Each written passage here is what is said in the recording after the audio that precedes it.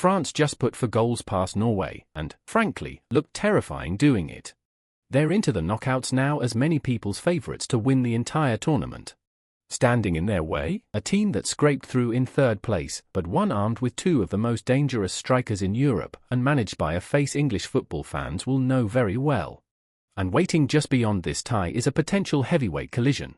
This is France versus Sweden. Let's break it down. Quick background, then straight in. This is a round of 32 knockout, Tuesday, June 30th, at MetLife Stadium in New Jersey. France arrive as winners of Group I. Sweden squeezed through as one of the best 3rd-place teams. Win, and you're into the last 16. Start with France, because they've looked like a team on a mission. Didier Deschamps' side swept through Group I with a perfect record, 3 wins from 3, 9 points, and a goal difference of +8.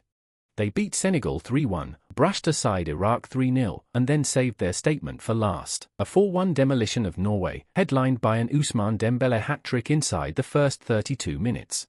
10 goals scored, just 2 conceded. That's about the most complete group stage run of anyone in the tournament. And the firepower is genuinely frightening. Kylian Mbappé already has 4 goals and 2 assists. Dembélé, the reigning Ballon d'Or winner, has matched him with 4 goals of his own. France are the #1 ranked team in the world. They were runners-up at the last World Cup, losing the 2022 final to Argentina on penalties.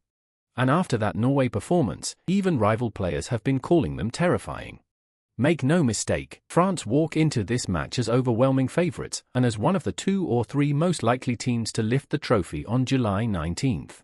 And it isn't just the front 2. Deschamps can throw out wave after wave of attacking talent. Mbappé, Dembélé, Michael Olise, and more. The kind of depth where the threats simply keep coming. When you can rotate your squad and still batter a team like Norway, you're operating on a different level to most of this field. So what about Sweden? Their route here tells you exactly why this tie is more interesting than the odds suggest. Sweden finished 3rd in Group F, and they did it in the most volatile way imaginable. They opened by thrashing Tunisia 5-1, then they were battered by the Netherlands, beaten by that exact same scoreline, 5-1. And they closed with a 1-1 draw against Japan that was just enough to sneak through as one of the best 3rd-place sides. A team that can score 5 and concede 5 in the space of a single week is, by definition, unpredictable. And remember, this is the first World Cup ever to feature a round of 32, and that expanded format is exactly what handed a 3rd-place team like Sweden a lifeline, and now a shot at one of the giants.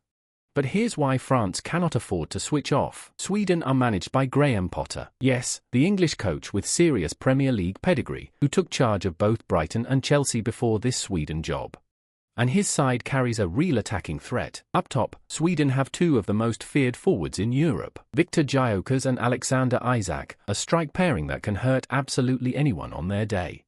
Gyökeres alone scored 4 goals in the European playoffs just to drag Sweden to this World Cup in the first place. If France switch off and give them room, this is not a side you want hanging around late in a knockout game. These are exactly the kind of clinical, top-level strikers who don't need 10 chances to punish you. They need 1. So where is this tie actually won and lost? It boils down to a simple collision. France's elite attack and rock-solid defense against Sweden's feast-or-famine identity. France conceded just twice in the entire group stage. A back line built around goalkeeper Mike Maignan, William Saliba, and Ibrahima Konate that's been as impressive as the attack. Sweden, by contrast, shipped 5 in a single game against the Dutch. Tactically, France will want to dominate the ball and use their devastating wide players, Mbappé and Dembélé, to stretch and pull apart Sweden's back line. Which is exactly the kind of loose, gappy defending that got punished against the Netherlands. The danger for Sweden is that the more they commit bodies forward to feed Gyökeres and Isak, the more space they leave for France to carve them open in transition. For Sweden, the plan almost has to be the opposite. Stay compact, survive the French pressure, and then spring Gyökeres and Isak on the counter-attack. Because in an open, end-to-end track meet, France win comfortably. History backs France here too. Over the years, Les Bleus have won the clear majority of meetings between these 2 nations, and on current form that gap looks even wider. Sweden's hope isn't to out-football France, it's to make it ugly, make it tight, and land one big punch. So what are the experts and bookmakers actually saying? In a word, France, and emphatically. On the betting markets, France are massive favourites, sitting around -330 to win, with Sweden a long shot out at +900 and a remarkable 97% of outright bets landing on France. The FIFA World Cup predictor model gives France a 72% chance to advance, with Sweden down at just 10. So for most analysts, the question isn't really who wins, it's, can Sweden even lay a glove on them? BetMGM, for example, leaned on France's stout defense and argued that Sweden's group stage goals came largely against weaker opposition. Their prediction was that Sweden failed to score at all. Others, like NBC, forecast a comfortable France win, something around 3-1. The consensus is hard to miss. France are expected to win, and win well. Still, the smarter voices add a caveat. Knockout football is a one-off. France haven't yet faced a front line as dangerous as this one at the tournament, and it would take only a single defensive lapse and one ruthless Gyökeres or Isak finish to flip the entire script. The only realistic route to a shock is if those two catch fire on the break, and Sweden drag the game into the kind of chaotic, end-to-end mess their volatile group stage proved they're capable of producing. And here's the part that should get France fans excited, or maybe a little nervous. Because of the fixed bracket, the winner of France-Sweden goes straight into a round of 16 tie against the winner of Germany versus Paraguay. And let's be honest about who that's most likely to be: Germany. So get past Sweden, and France could be staring down a blockbuster France versus Germany clash in the last 16. Two European giants, a classic rivalry, potentially as early as the round of 16.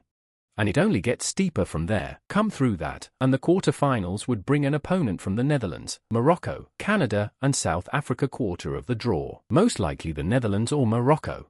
This is firmly the gauntlet half of the draw. There are no soft landings once you reach this stage. So that's the breakdown. France are flying, favored, ruthless, and frightening. Sweden are wildly inconsistent, but they've got the strikers to punish anyone who gets complacent. Do Les Bleus roll on toward that potential Germany showdown, or can Graham Potter mastermind one of the upsets of the tournament? Drop your score prediction in the comments. Kickoff is June 30th in New Jersey. I'll see you there.